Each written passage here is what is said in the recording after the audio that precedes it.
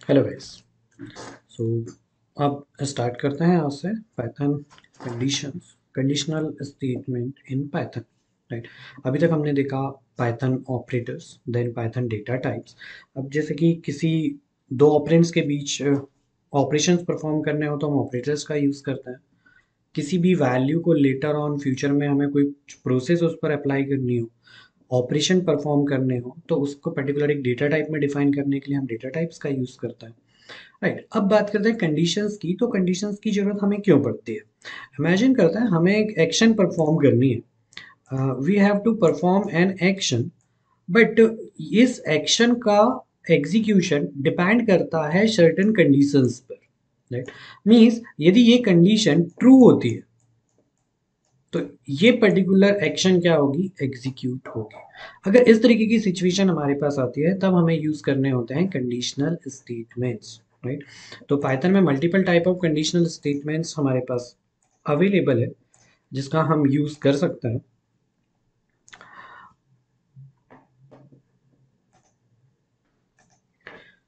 Right. तो चलिए start करते हैं कंडीशनल स्टेटमेंट्स। तो कंडीशंस की बात करी जाए, पाइथन में किस तरीके के कंडीशनल स्टेटमेंट यूज करे जा सकते हैं। तो पाइथन में चार तरीके से कंडीशनल स्टेटमेंट हम यूज कर सकते हैं। First simple if else, if, elif and nested if। right? तो टोटल 4 टाइप के कंडीशनल स्टेटमेंट्स पाइथन में यूज करे जा सकते हैं। तो यदि हम पाइथन में बात करें, in Python true and false are Boolean objects of class bool and they are immutable. Means true and false एक बूलियन ऑब्जेक्ट है जो इम्यूटेबल है, मींस जिसकी वैल्यू को चेंज नहीं किया जा सकता। एनी नॉन जीरो वैल्यू और एनी नॉन नल वैल्यू को Python as a true consider करता है। अदरवाइज जो भी नॉन जीरो और नॉन नल वैल्यू होगी वो फॉल्स कंसीडर करी जाती है। पाइथन में स्विच केस का यूज नहीं किया जाता क्योंकि स्विच केस जनरली वर्क करता है एज अ लैडर इफ। तो फिर स्विच केस की हमें पाइथन में जरूरत नहीं है, तो हम पाइथन में स्विच केस का यूज नहीं कर सकते हैं। राइट। चलिए।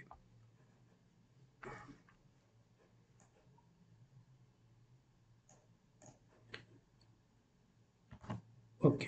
तो कंडीशनल स्टेटमेंट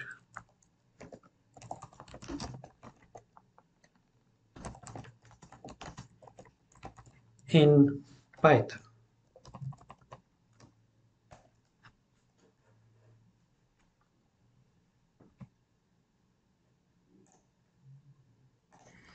राइट।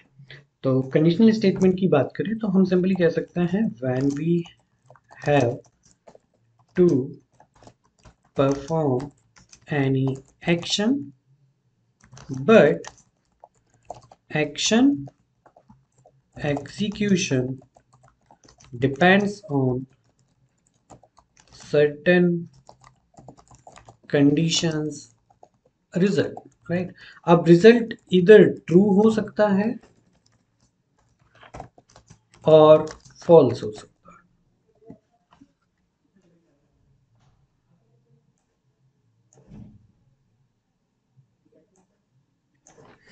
राइट।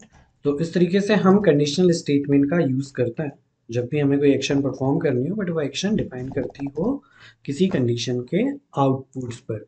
अब सिंपली यहाँ पर हम कह सकते हैं कि जितने भी कंडीशनल ऑपरेटर यूज होते थे, हमने जितने भी कंडीशनल ऑपरेटर पढ़े थे, कंपैरिजन ऑपरेटर्स हमने देखे थे, वो सारे के सारे ऑपरेटर्स यहाँ पर यूज होते हैं। Just like equals to, less than equals to, greater than equals to, not equals, right. तो ये these all are operators used in with conditions.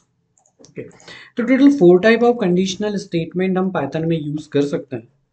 तो इनको चेक करते हैं। First one is simple if statement, second one is if else, third is if elif. Python में else if की जगह पर एलिफ यूज होता है, जिसे जनरली कहा जा सकता है लैडर इफ, तो हम इसे कहते हैं ladder if. And fourth one is nested if. Right. Conditional statement समझना काफ़ी आसान है, तो एक एक करके इनको समझते हैं। सबसे पहले यदि हम बात करें सिंपल इफ की, तो what is the meaning of simple if? Simple if को किस तरीके से डिफाइन किया जा सकता है? ओके। तो simple if means whenever we have a result on true, then simple if will execute, right. मतलब हम मान के चले कि हमें एक एक्शन है हमारे पास, हम सारी कंडीशंस के लिए एक एक्शन ले लेते हैं। Action is go to watch movie. अभी हमारे पास एक एक्शन है simple, go to watch movie. तो अब हमें मूवी देखने जाना है, बट मूवी देखने जाने के लिए हमारे पास कंडीशन है इफ आई हैव मनी। अगर मेरे पास पैसे हैं तो मैं मनी मूवी देखने जा सकता हूँ। तो सिंपली हम क्या कहेंगे कि हमने यहाँ पर एक पैरामीटर बना लिया मनी का, सिंपल इफ के लिए, जिसकी वैल्यू हमारे पास क्या है, ट्रू है। ठीक, हमारे पास मनी है तो हम क्या कहते हैं, इफ मनी, राइट। अब पाइथन में कंडीशनल स्टेटमेंट जब भी ब्लॉक डिफाइन करना हो हमें, हम ब्लॉक डिफाइन करने के लिए करली ब्रेसेस का यूज नहीं करते, यहाँ पर यूज किया जाता है इंडेंटेशन। तो इंडेंटेशन मीन्स, इंडेंटेशन को डिफाइन किया जाता है कॉलन से, और इसके बाद पर्टिकुलर जो एक सीक्वेंसिंग के साथ स्टेटमेंट लिखे जाते हैं वो आते हैं पर्टिकुलर उस इंडेंटेशन, राइट। तो हमने कहा कि मनी है, तो हम अभी सिंपल एक स्टेटमेंट प्रिंट करा देते हैं यहाँ पर, प्रिंट की एग्जीक्यूशन क्या हो जाएगा, go to watch movie, right. क्यों? क्योंकि मनी की वैल्यू क्या है, ट्रू है। अगर हम कुछ ऐसा कहे कि मनी, हमने कहा कि हमारे पास टोटल अमाउंट कितना, तो हम कहते हैं अमाउंट इज 500, राइट। मूवी देखने जाने के लिए हमें ग्रेटर देन 300 अमाउंट, मतलब मिनिमम 300 अमाउंट चाहिए। तो हम ऐसा कह सकते हैं if money greater than equals to 300 हो, मतलब मिनिमम कितना चाहिए, 300, और उससे ज़्यादा है तो वो बेनिफिट है हमारे लिए। तो हमने कहा कि मनी की वैल्यू हमारे पास 500 है, हमने चेक किया if money greater than equals to 300 होता है तो हम simply go to watch movie. तो इस तरीके से हमारा सिंपल इफ काम करता है, राइट। अब इसी स्टेटमेंट को यदि हम इफ एल्स के कैटेगरी में देना चाहिए, क्योंकि हमने यहाँ पर सिंपल इफ में ये नहीं बताया कि यदि हमारे पास मनी कम हो, लेस देन 300 हो, तो फिर हमें क्या करना है, right? तो हम उसे जस्टिफाई कर सकते हैं इफ एल्स स्टेटमेंट में। तो इफ में हमने कहा कि money greater than equals to यदि 300 होते हैं तो सिंपल हम क्या कर सकते हैं, go to watch movie, right. Then else part, अब ये एल्स इस इफ ब्लॉक के अंदर नहीं आएगा, मींस इस प्रिंट के स्टेटमेंट के नीचे नहीं, इफ के पैरेलली चलता है हमारा एल्स, तो दिस इज इंडेंटेशन, राइट। तो अब हम कहते हैं एल्स पार्ट मींस यदि मनी, ये ट्रू नहीं होता है, यहाँ पर कंडीशन चेक होगी कि मनी की value greater than equals to क्या 300 है।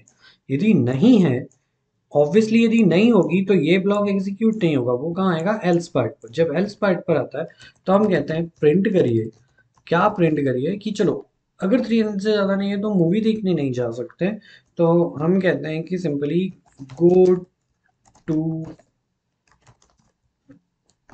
Park.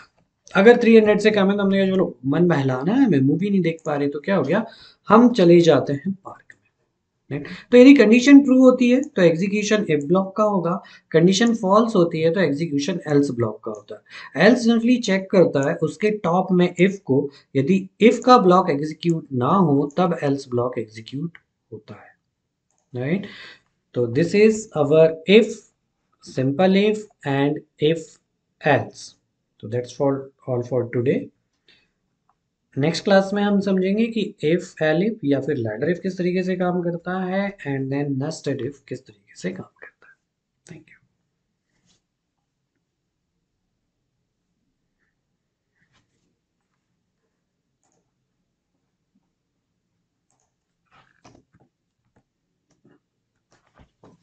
Okay, hello guys. So अब स्टार्ट करते हैं हम सिंपल इफ एल्स। हमने लास्ट क्लास में देखा था simple if and if else. अब बात करते हैं इफ एलिफ या फिर लैडर इफ की। अब बात ऐसी है कि एक्शन, आई थिंक हमारा एक्शन है गो टू वॉच मूवी। अगर go to watch movie action है, बट ये एक्शन यदि परफॉर्म ना हो, एल्स पार्ट पर हम जाते हैं यदि ये कंडीशन ट्रू नहीं होती है तो, कि मूवी देखने जाना एक्शन है बट उसके लिए कंडीशन क्या है कि मनी ग्रेटर देन 300 होनी चाहिए। तो एक ऑप्शन तो ये हो गया, लेकिन हम चाहते हैं कि कुछ और, फर्स्ट कंडीशन के फॉल्स होने पर भी एक और कंडीशन चेक करना, दैट टाइम हम लैडर इफ का यूज करते हैं। अब लैडर इफ का यूज किस तरीके से किया जा सकता है कि हमने कहा if money greater than equals to 300 हो, तो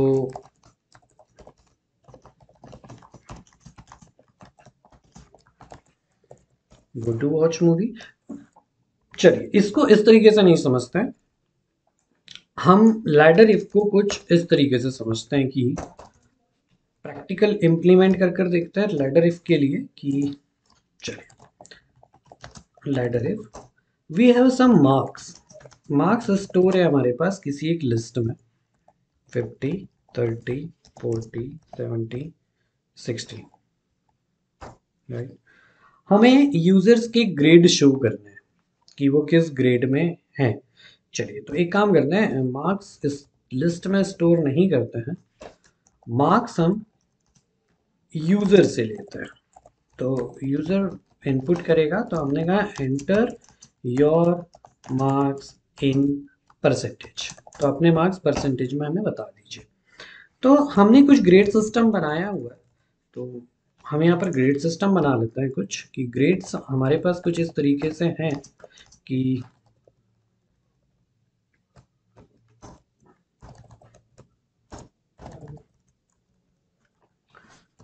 100 to 80 के बीच के जितने भी परसेंटेज होंगे वो ए प्लस ग्रेड के हैं। 80 to 70 equals to A, 70 means 70 to 80,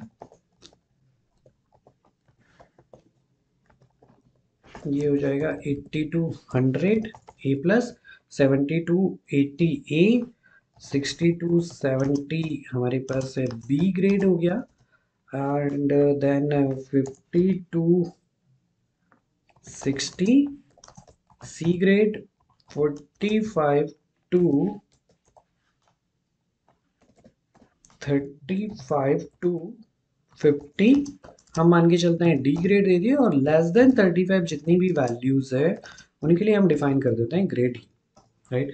तो ग्रेड ई या एफ हमने डिफाइन कर रखा है। तो ये कुछ ग्रेड सिस्टम्स है, हमें यूजर्स के मार्क्स के भी आप में उसको बताना है कि उसके ग्रेड्स क्या है।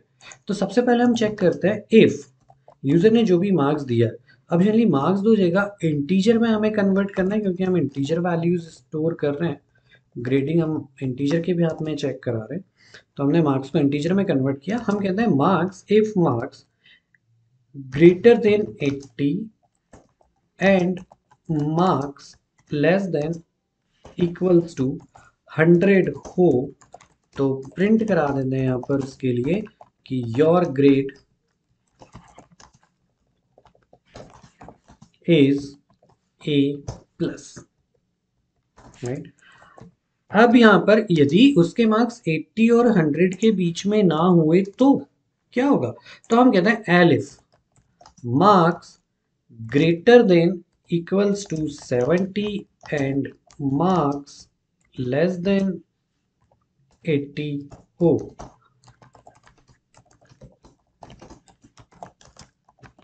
तो your grade is A, right. अगर ये भी ना हो तो एलिफ हम कहते हैं marks greater than equals to 60 and marks less than यदि 70 हो, मतलब 70 से कम और 60 से ज़्यादा,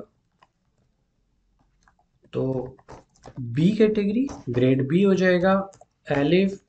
इसी को कॉपी कर लेते हैं,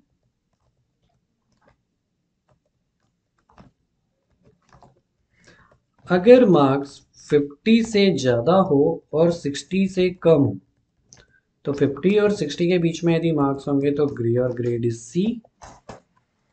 एलिफ 35 से ज़्यादा और 60 से कम हो तो your grade is D. Elif यदि ग्रेटर देन ओके मार्क्स यदि 35 से कम हो तो, और जीरो से ज़्यादा होनी चाहिए, ऑब्वियसली जीरो से ज़्यादा होंगे तो मार्क्स ग्रेड क्या आ जाते हैं उसके ई। अब यदि एक एल्स कंडीशन हम इसलिए लगा देते हैं ताकि यूज़र कुछ भी वैल्यू 0 से 100 के बीच की यदि नहीं देता है तो हम कहते हैं उसे इनवैलिड मार्क, राइट। तो दिस इज लैडर इफ कि एक कंडीशन के फॉल्स होने पर हम फिर से कंडीशन चेक कर रहे हो, अगर तो जो भी कंडीशन सेटिस्फाई होगी उसका ब्लॉक एग्जीक्यूट हो जाता है। अगर कोई भी कंडीशन सेटिस्फाई नहीं होती तो ऑब्वियसली लास्ट में क्या एग्जीक्यूट होगा, एल्स पार्ट एग्जीक्यूट होगा। तो दिस इज लैडर इफ। अगर हम इस प्रोग्राम को रन करें तो एंटर मार्क्स हमने दिया 50, तो योर ग्रेड इज सी। 50 पर मार्क्स कितने आ जाते हैं, सी आ जाता है।